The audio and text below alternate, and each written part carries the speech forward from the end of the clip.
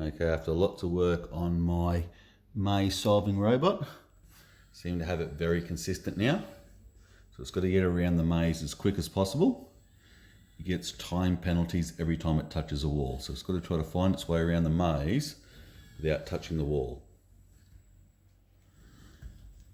Each of those squares are 200 by 200 minus the wall thickness.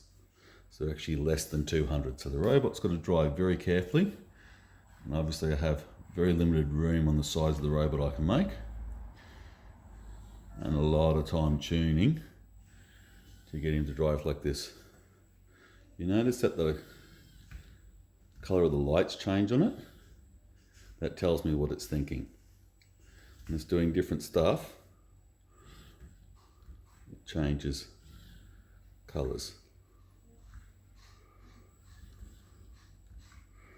He's wearing his sunnies on his face at the moment on the little LED matrix. When he gets to the other end, he'll tell me the time it's taken. He times himself while he's going around. Beautiful, didn't touch a wall anywhere.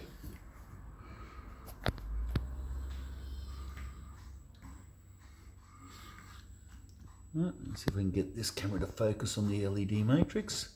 Anyway, it says 75 seconds. Let's see if she's going to focus here for us. Yeah, 75.9. So now once it gets here, you've got to turn him around and he's got to go back again. Yep. Turn him on.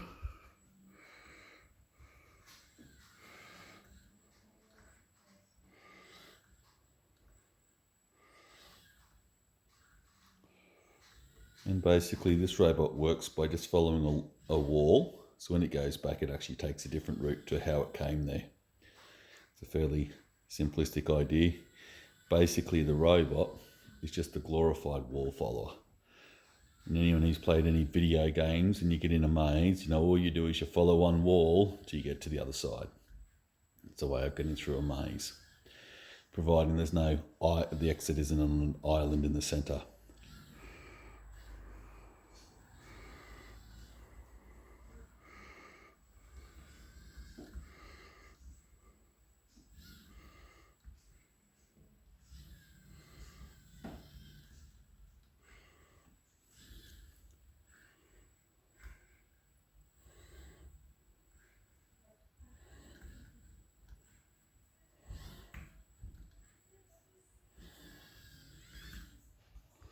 Beautiful. And he came back in 68 seconds, if that'll focus there. There we go. Beautiful.